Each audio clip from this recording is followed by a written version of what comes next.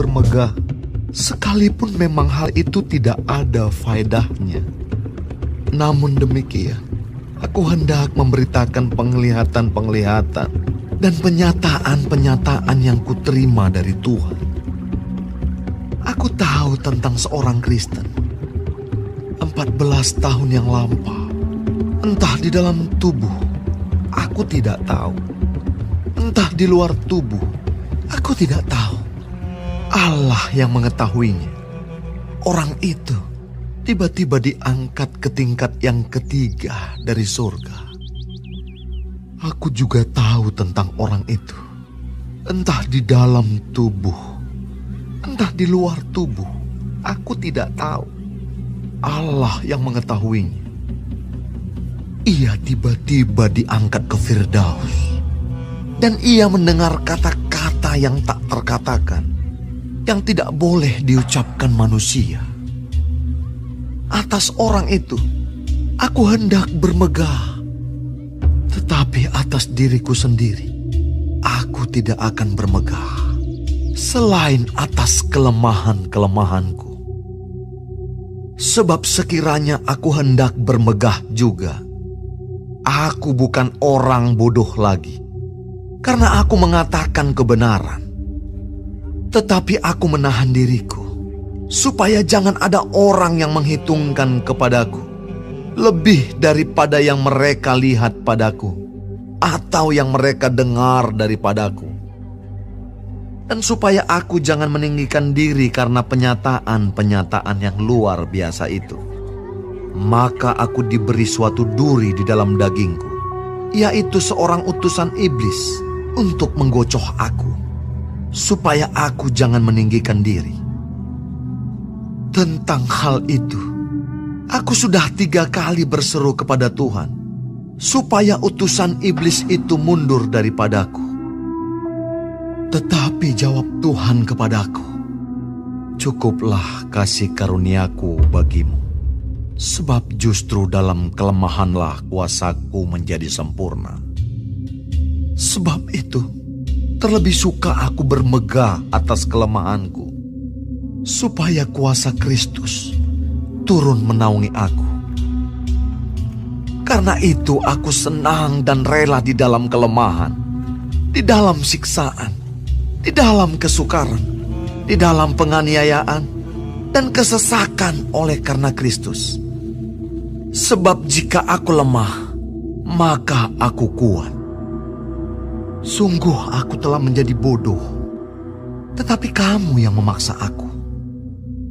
Sebenarnya aku harus kamu puji, karena meskipun aku tidak berarti sedikit pun, namun di dalam segala hal aku tidak kalah terhadap rasul-rasul yang luar biasa itu. Segala sesuatu yang membuktikan bahwa aku adalah seorang rasul telah dilakukan di tengah-tengah kamu dengan segala kesabaran oleh tanda-tanda, mujizat-mujizat, dan kuasa-kuasa. Sebab dalam hal manakah kamu dikebelakangkan dibandingkan dengan jemaat-jemaat lain, selain daripada dalam hal ini, yaitu bahwa aku sendiri tidak menjadi suatu beban kepada kamu. Maafkanlah ketidakadilanku ini. Sesungguhnya, sekarang sudah untuk ketiga kalinya aku siap untuk mengunjungi kamu, dan aku tidak akan merupakan suatu beban bagi kamu. Sebab bukan hartamu yang kucari, melainkan kamu sendiri. Karena bukan anak-anak yang harus mengumpulkan harta untuk orang tuanya, melainkan orang tualah untuk anak-anaknya. Karena itu, aku suka mengorbankan milikku, bahkan mengorbankan diriku untuk kamu. Jadi jika aku sangat mengasihi kamu, masakan aku semakin kurang dikasihi? Baiklah, aku sendiri tidak merupakan suatu beban bagi kamu. Tetapi, kamu katakan, dalam kelicikanku aku telah menjerat kamu dengan tipu daya. Jadi pernahkah aku mengambil untung daripada kamu oleh seorang dari antara mereka yang kuutus kepada kamu? Memang aku telah meminta Titus untuk pergi, dan bersama-sama dengan dia aku mengutus saudara yang lain itu. Adakah Titus mengambil untung daripada kamu? Tidakkah kami berdua hidup menurut roh yang sama? Dan tidakkah kami berlaku menurut cara yang sama?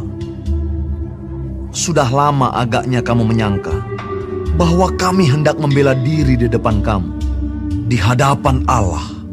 Dan demi Kristus kami berkata, semua ini, saudara-saudaraku yang kekasih, terjadi untuk membangun iman kamu. Sebab aku khawatir bahwa apabila aku datang, aku mendapati kamu tidak seperti yang kuinginkan, dan kamu mendapati aku tidak seperti yang kamu inginkan. Aku khawatir akan adanya perselisihan, iri hati, amarah, kepentingan diri sendiri, fitnah, bisik-bisikan, keangkuhan, dan kerusuhan. Aku khawatir bahwa apabila aku datang lagi, Allahku akan merendahkan aku di depan kamu, dan bahwa aku akan berduka cita terhadap banyak orang yang di masa yang lampau berbuat dosa dan belum lagi bertobat dari kecemaran, percabulan, dan ketidaksopanan yang mereka lakukan.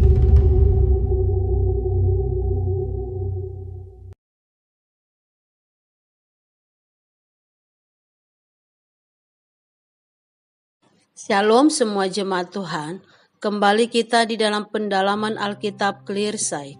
Sekarang kita sudah memasuki kitab 2 Korintus 12. Tuhan Yesus memberkati. Di dalam ayat 1-10, Paulus menerima penglihatan dan pernyataan. Paulus banyak mengalami pengalaman secara adekodrati di dalam Tuhan, tetapi itu tidak membuat dia menjadi sombong. Paulus hanya berbangga bukan atas pengalaman penglihatan yang spektakuler itu, melainkan atas kelemahannya. Karena Paulus tidak mau orang menilai dia berdasarkan penglihatan-penglihatan rohani spektakuler yang tidak dapat dibuktikan oleh siapapun selain dia dan Tuhan. Tetapi Paulus mau supaya jemaat itu menilainya berdasarkan apa yang mereka lihat, dengar dari pengajaran dan kehidupannya.